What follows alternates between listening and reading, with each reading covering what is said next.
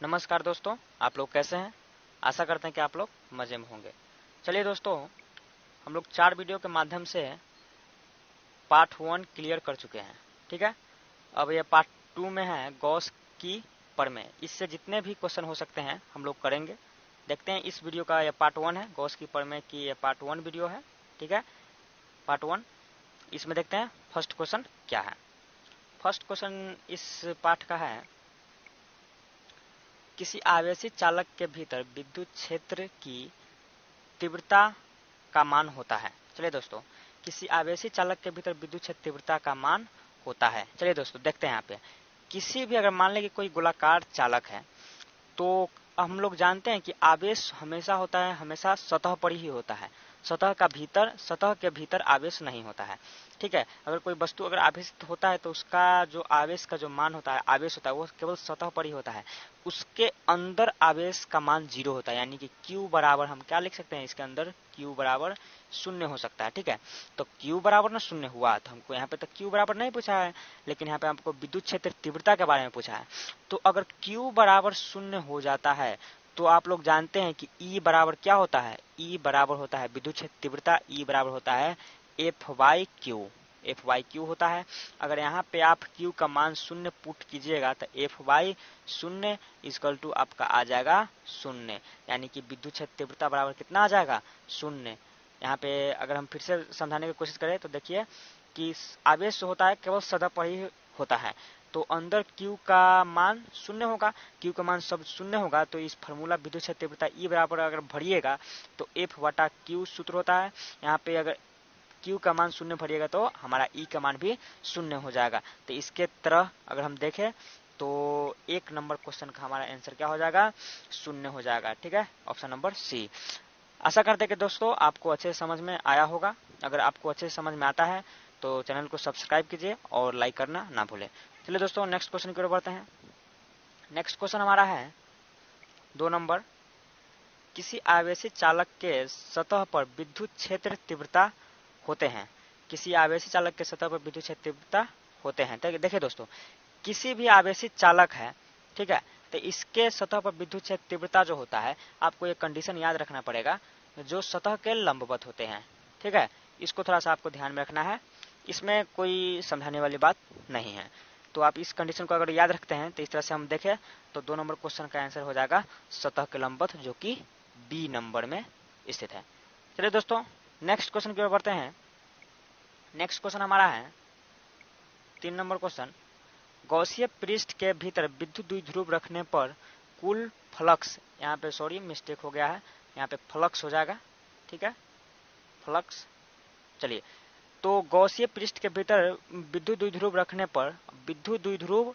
पर कुल फ्लक्स होगा। कुल फ्लक्स, देखिए विद्युत द्विध्रुव क्या होता है, विद्युत द्विध्रुव एक ऐसा होता है जिसमें जितना प्लस में Q होता है आवेश, उतना ही माइनस में भी Q आवेश होता है। चलिए दोस्तों, अगर हम किसी गॉसीय पृष्ठ, अगर मान लें कि गॉसीय पृष्ठ गोलाकार है, इसके अंदर कोई विद्युत द्विध्रुव रखेंगे तो जितना प्लस में Q रहेगा उतना ही माइनस में Q रहेगा।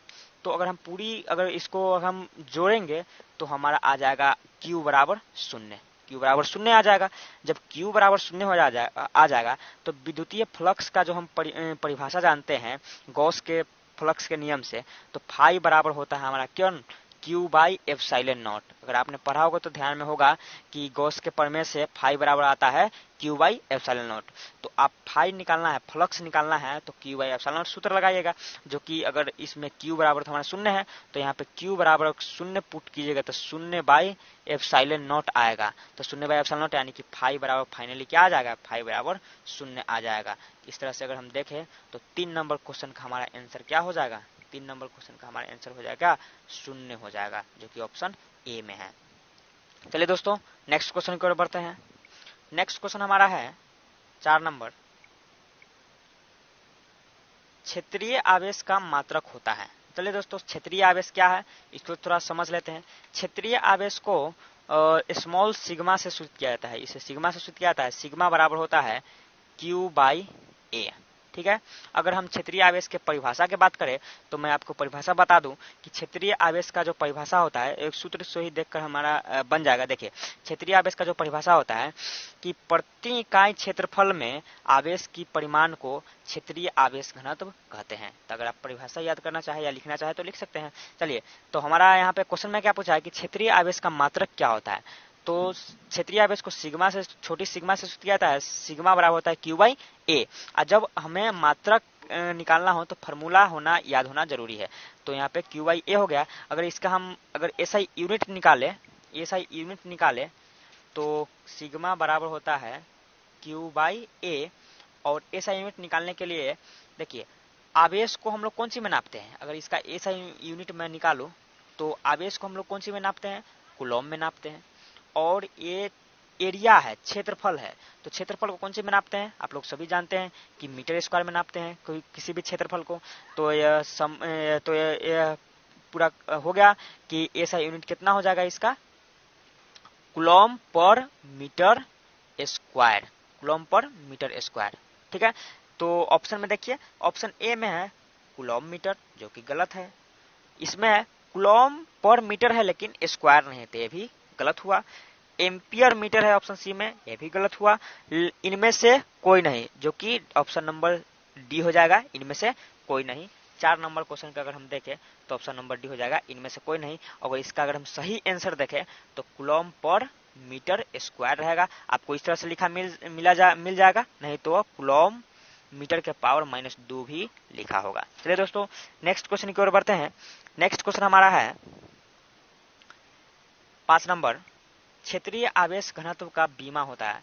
हमने इसमें जो इसका ऑप्शन है उसको मेंशन नहीं किया है, क्योंकि इसको जो बीमा होता है इसको टाइपिंग करने में थोड़ा कठिनाई होता है, इसलिए आपको बता देते हैं, कोई बात नहीं उससे। चलिए, क्षेत्रीय आवेश घनत्व का बीमा होता है। देखिए, अभी हम लोग क्षेत्रीय आवेश घनत्व के सूत्र देखा, तो सिग्मा बराबर क्या होता है, क्यू बाई एप्सिलॉन नॉट। अब बीमा क्या चीज होता है, तो बीमा ये भी इस, जब आपको सूत्र याद है, अगर आपको यूनिट मालूम है तो बीमा भी निकालना आसान होता है। तो देखिए, इसका यूनिट ऐसा यूनिट होता क्या है, तो इसका ऐसा यूनिट अभी निकाले हैं, कूलॉम पर मीटर स्क्वायर होता है। ठीक है, तो अब देखिए बीमा, ठीक है, बीमा क्या हो जाएगा इसका, तो इसको डायमेंशन कहते हैं। डायमेंशन क्या हो जाएगा इसका, तो कूलॉम का डायमेंशन आपको ये सबको याद करना होता है। थोड़ा आपको अगर देख लीजिएगा कहीं से, अगर आपको कंटेंट मिलता है तो आप उसको इकट्ठा कर लीजिएगा। कूलॉम का बीमा स्पेशली होता है 80 या IT। तो अगर हम लोग 80 लेते हैं तो 80 होगा कूलॉम का। ठीक है, और पर मीटर स्क्वायर का बीमा होता है, यानी कि क्षेत्रफल है, तो इसका L2 होता है बीमा। ठीक है, मीटर का, देखिए मीटर का होता है L, इस पर स्क्वायर है तो इस पर भी स्क्वायर हो जाएगा। चलिए दोस्तों, अगर हम दोनों को कंबाइन करें, इकट्ठा करें, तो इस तरह से हो जाएगा कि 80 और देखिए L2 बटा में है, यानी कि नीचे है, तो ये ऊपर जाएगा तो L-2 हो जाएगा। चलिए दोस्तों, तो इस तरह से इसका हम फाइनली आंसर देखें तो हमारा जो आ जाएगा 5 नंबर क्वेश्चन का, जो क्षेत्रीय घनत्व का बीमा होता है, डायमेंशन होता है, तो डायमेंशन अगर फाइनली देखें तो हमारा जाएगा क्या,